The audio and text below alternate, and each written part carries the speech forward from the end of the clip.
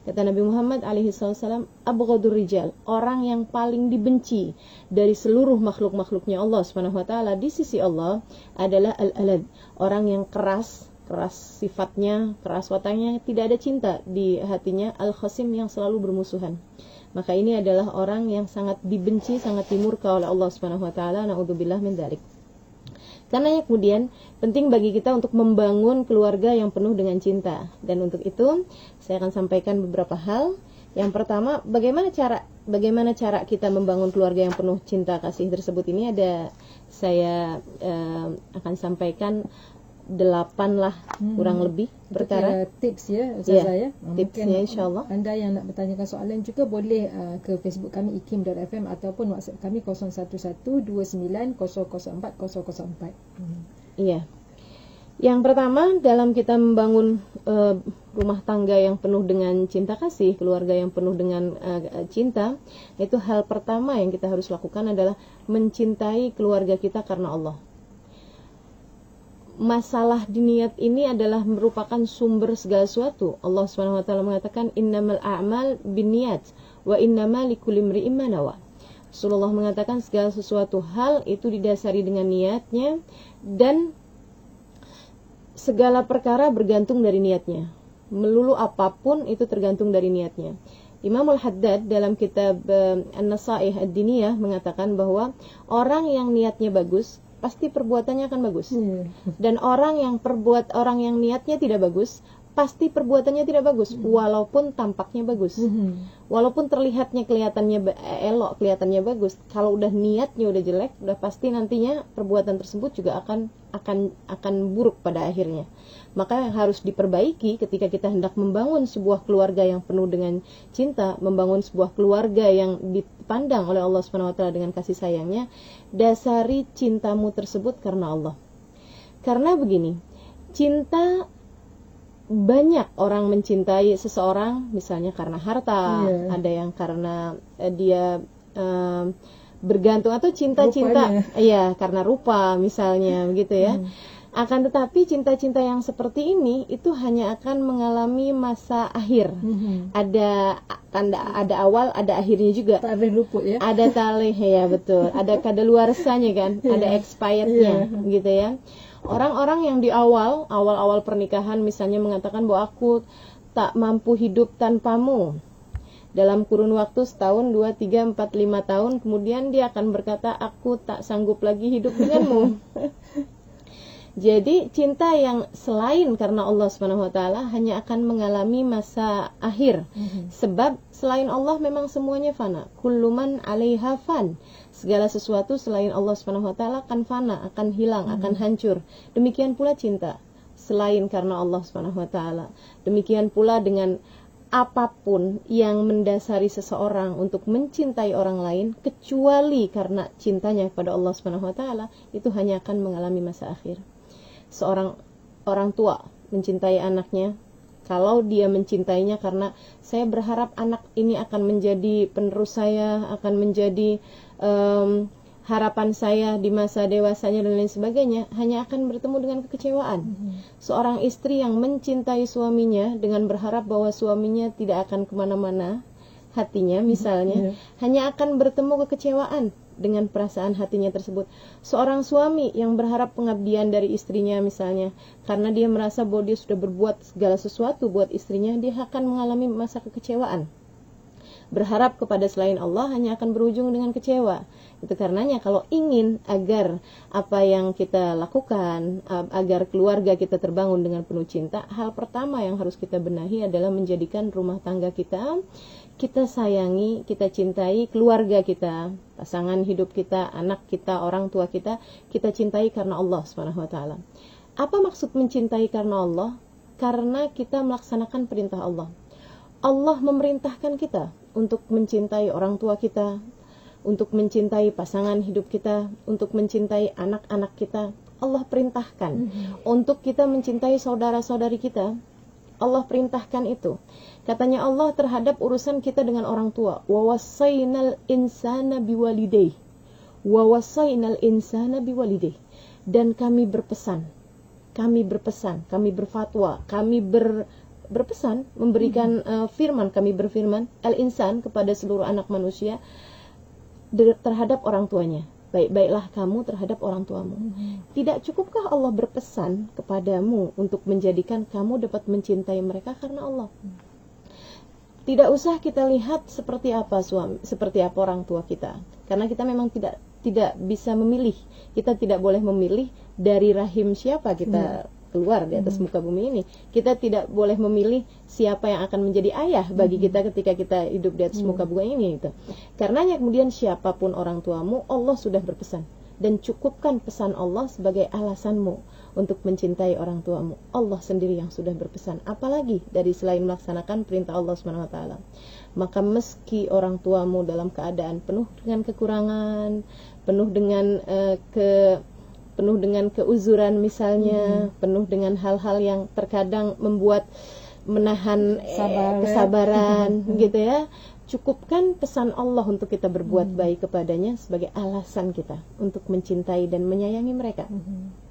Terhadap pasangan, Nabi Muhammad alaihissalam ketika ditanya, man ahabbun nasi ilaik ya Rasulullah, siapa orang yang paling kau sayangi wahai Rasulullah di atas muka bumi ini? Beliau dengan serta-merta menjawab, Aisyah. Orang yang paling saya sayangi di atas muka bumi ini adalah Aisyah. Dan beliau tentu saja seperti mana yang kita tahu adalah istrinya Nabi Muhammad alaihissalam. Dan ini tentu saja sudah wafatnya Sayyidah Khadijah. Sebab di masa hidupnya Sayyidah Khadijah, tentu saja belahan hati Nabi, jantung hati Nabi, pujaan hati Nabi adalah Sayyidah Khadijah. Maka mencintai keluarga itu adalah sesuatu hal yang sangat diperintahkan dalam agama ini. Apalagi mencintai anak-anak kita yang merupakan bagian dari kehidupan kita, yang merupakan orang yang bagi yang perempuan lahir dari rahimnya, pernah satu nafas bersama dengannya. Engkau bernafas dan dia kemudian menjadi hidup di dalam tubuhmu sendiri. Bagaimana kamu tidak menyayanginya? Dia adalah bid'atun minnik. Dia adalah bagian dari dirimu. Maka sayangi anakmu, bukan karena engkau mengharapkan apa-apa, akan tetapi karena Allah Subhanahu wa taala telah menjadikan dia sebagai anakmu, sebagai orang yang akan melanjutkan perjuanganmu, sebagai orang yang akan dengan senang hati insyaallah mendoakanmu ketika kamu sudah tidak lagi di atas muka bumi ini, ketika sudah terputus kamu dari segala kebaikan, sudah berada dalam alam kubur. Maka anak-anakmu, apapun yang mereka lakukan dari kebaikan akan menjadi bahtera, akan menjadi penerus dari pahala-pahala kita di dalam kubur kita. Bahkan terhadap saudara saja, itu ar-rahim istilahnya gitu ya, kerabat kita, kakak adik kita. Nabi Muhammad alaihissalam mengatakan, ar-rahim yata'allaq bil arsh. Sesungguhnya rahim, kerabat itu bergantung di bawah arsy. Dan dia berdoa, ya Allah, Allahumma sil man wasalani waqta' man qata'ani. Ya Allah, sambungkanlah hubungan hati, sambungkanlah dirimu, sambungkanlah engkau ya Allah dengan orang yang menyambungku, dan putuskanlah hubunganmu dengan orang yang memutuskan hubungannya denganku. Maksudnya kerabat-kerabat kita nih, kalau kita menyambung hubungan kita dengan mereka, itu maka akan tersambung pula hubungan kita dengan Allah. Kakak adik kita, ketika kita berbuat baik sama mereka, itu sama saja dengan kita sedang menjalin hubungan dengan Allah Subhanahu wa taala. Dan ketika kita berbuat jahat kepada mereka, ketika kita tidak peduli kepada mereka, ketika kita meninggalkan mereka, maka Allah pun juga akan meninggalkan kita. Bagaimana satu hubungan Allah Subhanahu wa taala menjadikannya sebagai bagian dari kita berhubungan kepada Allah Subhanahu wa taala. Karenanya kemudian hal penting yang harus menjadi landasan kita dalam membangun keluarga yang penuh dengan cinta adalah untuk cintai keluargamu karena Allah Subhanahu wa taala. Itu yang pertama ya Ustazah. Tapi kita akan berehat seketika Ustazah. Dan kepada anda, jangan ke mana-mana, kita akan kembali bersama dengan Ustazah sebentar lagi untuk kita teruskan untuk tips ataupun apakah lagi cara untuk kita nak tahu. Ada 7 lagi ya Ustazah akan kongsi dengan kita untuk kita membina keluarga bahagia. Dan anda jangan ke mana-mana, insya-Allah kita kembali selepas ini. Kembali bersama di IKIM FM Pilihan Utama anda. Masih lagi bersama dalam topik jemaat dengan tetamu kita yang bagi Ustazah Halimah Al-Idrus, dan kita bicarakan membangun keluarga penuh cinta. Tadi baru Ustazah berikan satu saja tips, iaitu sayang keluarga kerana Allah ya Ustazah ya. Ya, betul. Dan ada juga soalan daripada WhatsApp kita, tapi mungkin Ustazah nak berikan dulu beberapa tips lain. Baik.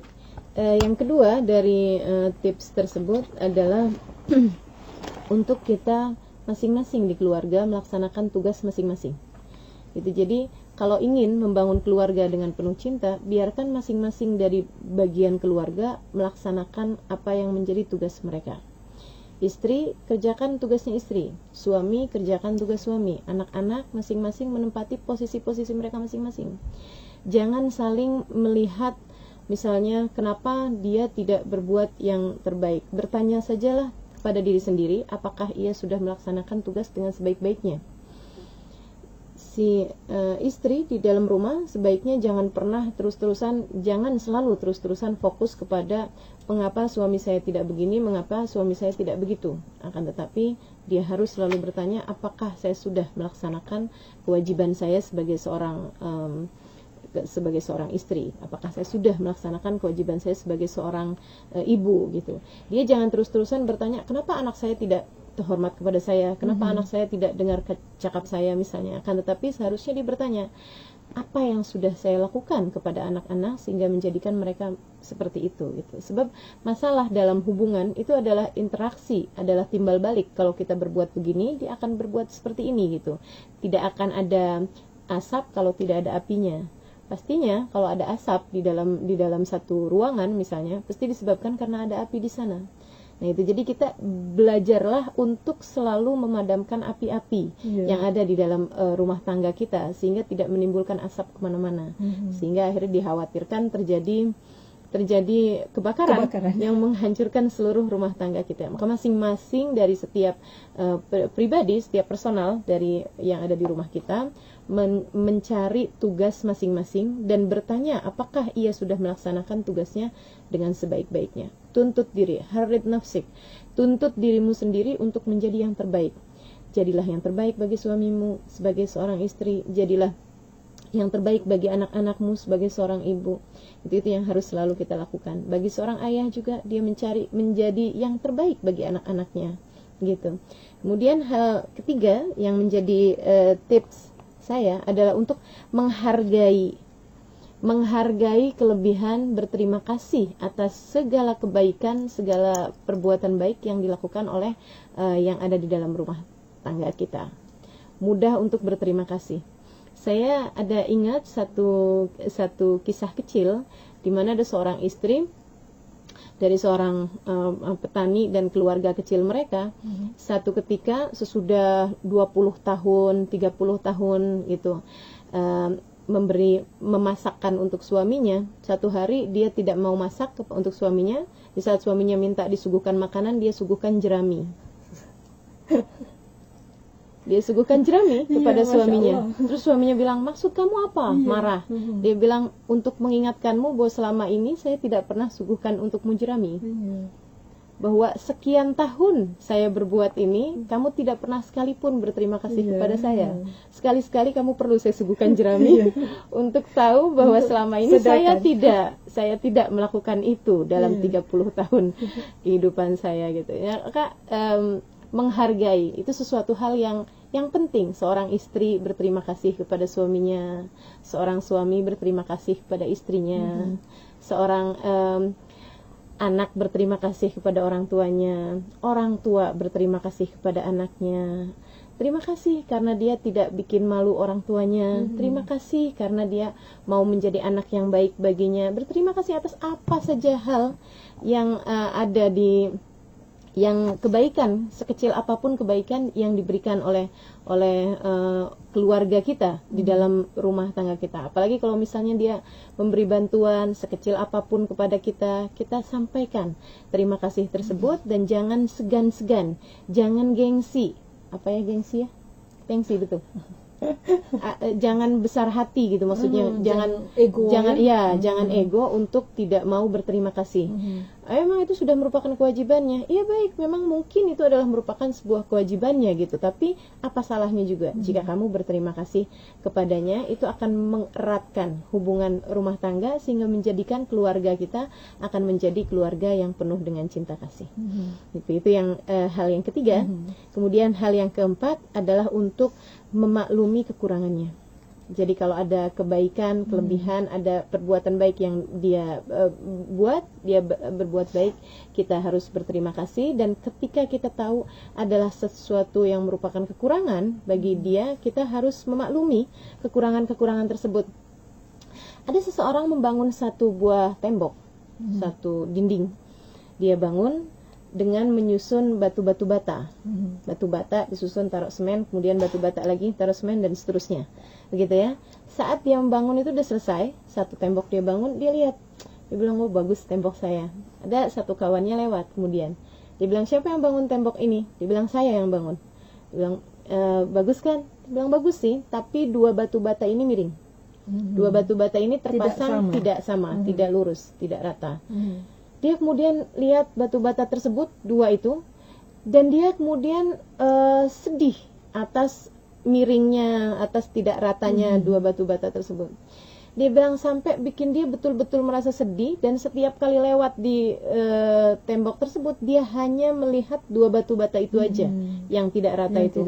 Ini kenapa saya membangunnya seperti ini? Kenapa saya kurang fokus mungkin waktu bangunnya? Kenapa saya sampai dia minta dirobohkan tembok tersebut? Tapi karena dua yang miring itu, tapi sama pemilik rumahnya tidak diperbolehkan. Sampai akhirnya kemudian satu hari ada seorang sahabat lain lewat di tempat tersebut dan ditanya, dia bilang, siapa yang bangun tembok ini? Dia bilang, saya. Bagus ya, kata temannya. Dia bilang, oh enggak bagus, ini tak bagus. So, ada dua batu bata yang tidak lurus. Dia bilang, oke, baik, memang betul ada dua batu bata yang miring, gitu ya. Akan tetapi berapa banyak batu bata yang kamu punya di sini? Dia bilang ada 200. Kalau kamu telah membuat dua batu bata yang miring, bukankah kamu masih memiliki 198 yang bagus, yang lurus? Dia kemudian berkata, subhanallah, terkadang fokus kita kepada dua yang miring membuat kita lupa terhadap 198 yang bagus. Dan ini yang seharusnya kita lakukan terhadap pola pikir kita, terhadap pasangan kita, suami atau istri kita, kemudian terhadap anak-anak kita, terhadap orang tua kita. Bisa jadi anakmu memang tidak sepandai orang lain, misalnya. Akan tetapi tidak ada yang lebih menyenangkanmu kecuali dia. Coba liatin, coba pikirkan, coba pasti aja di antara anak-anak tuh ada aja kelebihan-kelebihannya dari masing-masing. Yang ini cerdas tapi malas. Biasanya seperti itu kan. Yang satu lagi tidak cerdas gitu ya, agak-agak lambat sedikit cara berpikirnya, agak tulalit begitu ya, kita nyebutnya agak tulalit tuh gitu, suka delay. Kalau telepon tuh agak ada masanya gitu buat nerima gitu, tapi rajinnya luar biasa. Biasanya kan seperti itu gitu ya. Jadi masing-masing anak tuh ada kelebihan-kelebihannya masing-masing. Sama halnya dengan sendok dengan garpu, gitu ya.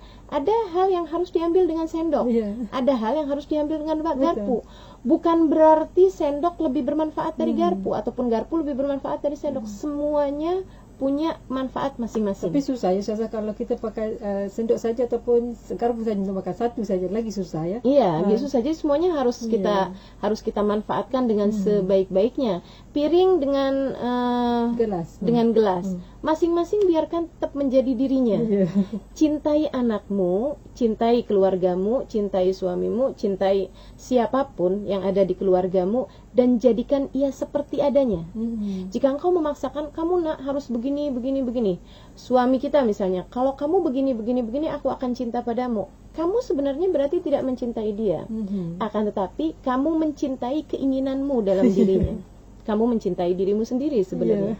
Kamu mencintai bagian yang kamu inginkan dari orang-orang di sekeliling. Biarkan anakmu menjadi dirinya. Biarkan suamimu menjadi dirinya. Biarkan keluargamu menjadi dirinya. Kalau kita lihat dari kehidupannya baginda kita Nabi besar Muhammad SAW, Nabi Muhammad mencintai Khadijah dan menjadikan Khadijah dan membiarkan Khadijah menjadi Khadijah.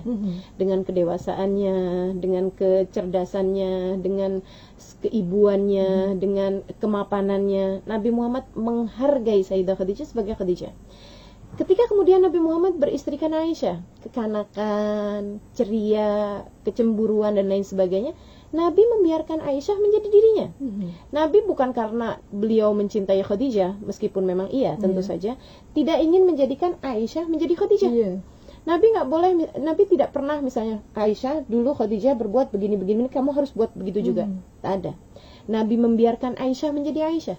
Ketika kemudian Nabi menikah dengan Salamah, Nabi membiarkan Salamah menjadi Salamah. Maka kalau kita mencintai keluarga kita, siapapun itu, biarkan mereka menjadi dirinya. Biarkan mereka tumbuh dengan segala kebaikan-kebaikannya. Garpu biarkan jadi garpu, sendok biarkan jadi sendok, gelas, piring biarkan menjadi dirinya masing-masing. Itu hal penting untuk membangun sebuah hubungan. Dan yang berikutnya, yang nomor 5 dari tips kita ini, gitu ya, adalah untuk kalau ada dari keluarga kita yang berbuat kesalahan-kesalahan, maafkanlah. Berikan kesempatan. Maafkan. Kalau kita memberi, mencintai tanpa syarat, maka akan keluarga kita berbuat hal yang sama dengan diri kita. Kita cintai suami kita tanpa syarat. Bukan kalau kamu berbuat seperti ini aku akan cinta padamu. Kalau kamu meninggalkan ini aku akan lebih mencintaimu. Jangan. Akan tapi sampaikanlah kepada pasanganmu, sampaikan kepada anak-anakmu bahwa apapun yang kamu lakukan, pintu hatiku akan selalu terbuka untuk. Ya, itu yang kelima Ustazah ya. Dan kita akan berehat sekali lagi Ustazah. Dan anda para pengajar jangan ke mana-mana. InsyaAllah kita akan sambung, ada 3 lagi Ustazah ya. Dan insyaAllah kita akan kembali selepas ini. Dan anda insyaAllah kembali bersama kami di IKIM FM. Kembali bersama di IKIM FM, pilihan utama anda masih lagi bersama dengan kami untuk topik Jumaat, iaitu bersama dengan yang bagi Ustazah Halimah Ali Idrus. Dan masih lagi membicarakan berkenaan dengan membangun keluarga penuh cinta. Dan tadi Ustazah, kita pun ada soalan daripada WhatsApp mungkin sempat kalau kita ambil satu ni Ustazah, kesian juga ni ramai sebenarnya yang bertanyakan kepada kita soalan di WhatsApp, tapi kita ambil daripada ni dulu ya. Katanya nak bertanya ya, macam mana tak bernama lah kat sini ya. Tak apa, mungkin sebab soalannya pun agak sensitif juga. Bagaimana untuk menyelamatkan isteri yang curang Ustazah? Tolong ya Ustazah, katanya. Jadi ini pertanyaan dari suami lah ya pastinya ya. Pastinya. Istrinya berbuat curang, berkhianat terhadap suaminya. Kami di Indonesia menyebutnya selingkuh. Ya, berselingkuh dengan pasangan. Gitu ya. Saya ingin sampaikan ada beberapa hal, namun yang pasti yang pertama adalah untuk seperti yang tadi saya sampaikan, memaafkan pasangan. Itu harus, jangan kita sekali ada pasangan kita berbuat salah kemudian langsung tebas sama sekali gitu. Segala kesalahan tersebut menjadi yang paling maksudnya tidak termaafkan gitu. Jangan seperti itu. Kita aja kalau berbuat kesalahan kita mau Allah terus memaafkan kita. Kita berbuat salah lagi, maafkan lagi gitu kan. Maka yang pertama harus dilakukan sebaiknya adalah maafkan dulu saja. Dimaafkan, beri kepadanya kesempatan keduanya. Kemudian kalau untuk menyelamatkan rumah tangga yang kedepannya, masing-masing silahkan introspeksi diri, masing-masing silahkan untuk muhasabah, untuk bertanya apa nih yang membuat pasangan saya menjadi seperti itu, begitu ya. Barangkali ada kekurangan-kekurangan, ajak istri untuk berkata dari hati ke hati.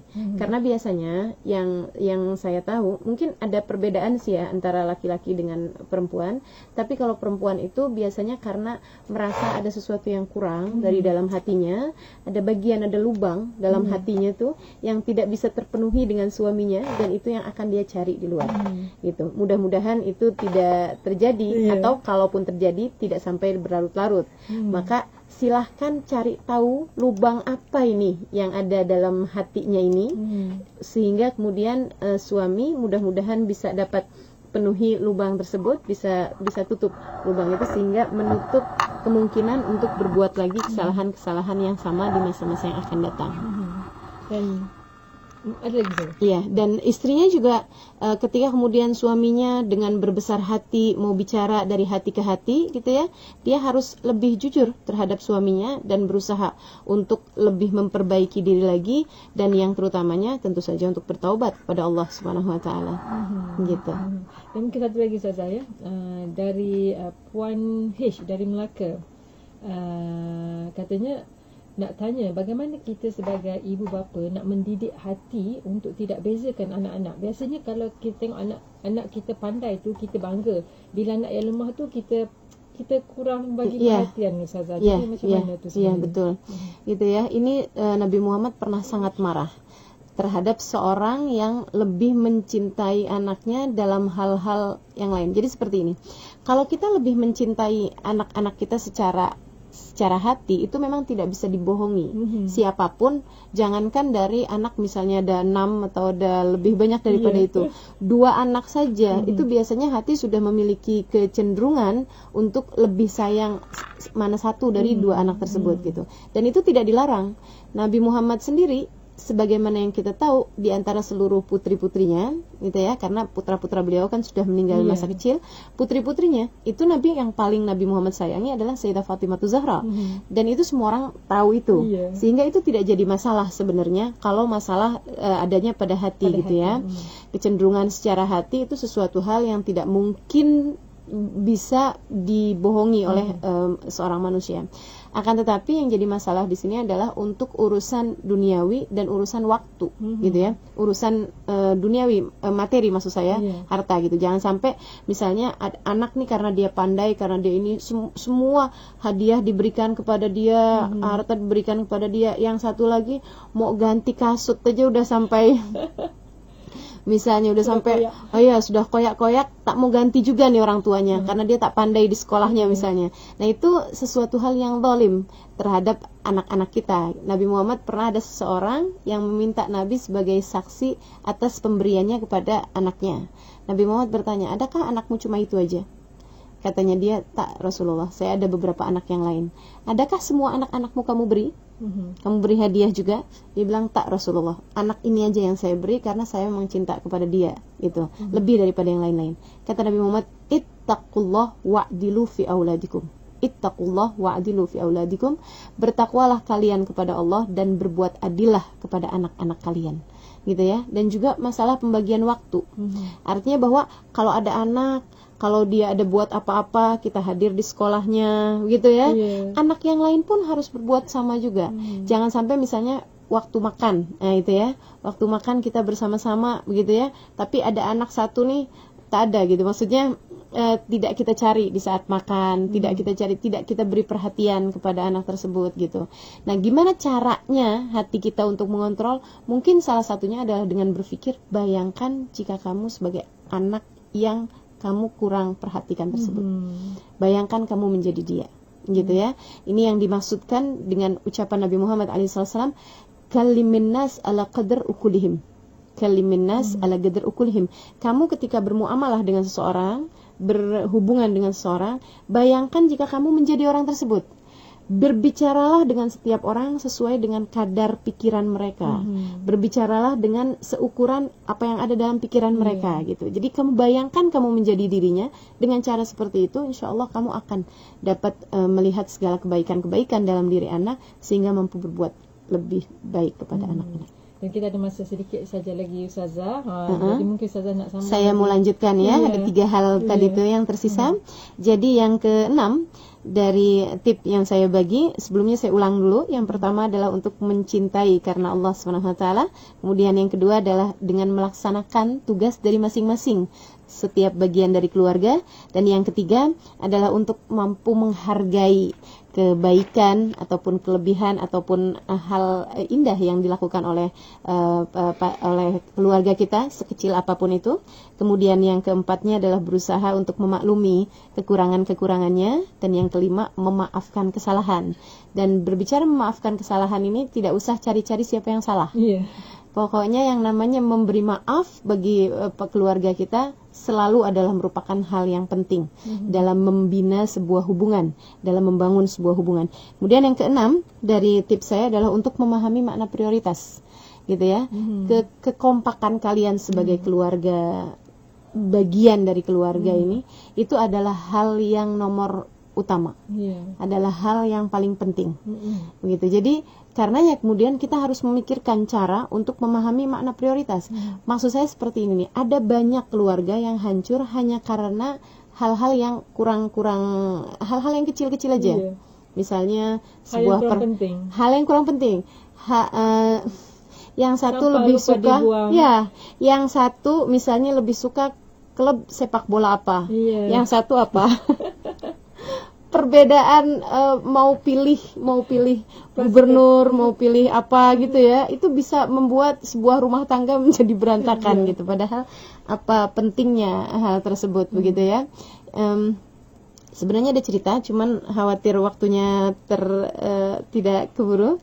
Oke, saya akan lanjutkan aja. Jadi yang hal penting yang tadi ingin saya sampaikan adalah bahwa kekompakan kalian sebagai keluarga, tereratnya hubungan sebagai keluarga itu amat sangat penting. Itu yang lebih penting daripada sekedar ini mau kasih cat warna apa di ruangan, mau beli model apa untuk barang-barang di rumah, kursi misalnya gitu ya. Hal-hal yang seperti itu tidak seberapa penting gitu. Jauh lebih penting kenyamanan kalian sebagai keluarga dibandingkan dengan hal-hal kecil remeh-temeh yang seperti itu. Gitu. Itu jadi memahami makna prioritas bahwa keluarga adalah yang terpenting. Adalah keeratan kalian sebagai keluarga, keharmonisan, kasih sayang yang terbangun sebagai keluarga itu adalah yang paling utama. Kemudian yang berikutnya sebagai tips untuk beribadah bersama-sama, dan yang terakhir adalah untuk senantiasa berdoa. Jadi begini, kalau kita mau menyambung kertas dengan kertas, haruslah menggunakan lem, gam. Ya, betul. Kalau kita mau menyambung kain dengan kain, haruslah dengan menggunakan benang. Begitu ya. Kalau kita mau menyambung besi dengan besi, haruslah dengan dilas, guna api ya. Ya, guna api gitu kan, disambung gitu. Maka itu masing-masing menautkan sesuatu itu ada perekatnya. Ada perekatnya gitu. Ada gam, ada itu tadi, ada api, ada benang begitu ya. Gitu. Dan kalau misalnya kita mau menautkan kertas dengan kertas menggunakan api, yang ada terbakar, bukan bersatu malah terbakar gitu. Nah, untuk menautkan hati dengan hati antara kita dengan keluarga kita, apa yang bisa kita lakukan? Jangan pernah lupa bahwasanya Allah lah satu-satunya muqallibul qulub. Allah lah satu-satunya yang dapat menautkan hati, tidak ada selain Dia. Maka kalau ingin hati kalian bersatu sebagai keluarga, jangan tinggalkan Allah dalam rumah tangga tersebut. Bangunlah ibadah bersama-sama. Adalah hal penting untuk memastikan adanya sholat berjamaah di dalam rumah tangga kita. Hal yang penting untuk kita mengerjakan sholat berjamaah. Hal yang penting bahkan untuk sekedar makan bersama-sama. Kata Nabi Muhammad, al-barakah ma'akathratil ayadi. Ada keberkahan bersama dengan banyaknya tangan-tangan yang makan di dalam meja makanmu, gitu ya. Semakin banyak keluarga kumpul semua, apalagi saat ada orang tua misalnya di rumah kita, gitu ya. Saat kedatangan mereka makan bersama-sama, gitu. Tak apa menunggu setengah jam, tak apa bahkan menunggu 1 jam. Asalkan bisa bersama-sama, itu adalah saat-saat yang paling penting. Karena memang yang penting itu bukan sekedar jumlah banyaknya, kan, tapi kualitasnya. Tidak penting kuantitas, akan tapi yang penting adalah kualitas. Kualitas time bersama dengan keluarga kita, gitu ya. Jadi ibadahlah bersama-sama. Ibadah bersama-sama itu penting. Baca Al-Quran bersama-sama. Ada kita sedekah bersama-sama. Ada kita berdoa bersama-sama dan lain sebagainya. Kemudian hal terakhir yang menjadi tips kita pada hari ini adalah untuk jangan pernah lupakan keluargamu dari doa-doamu.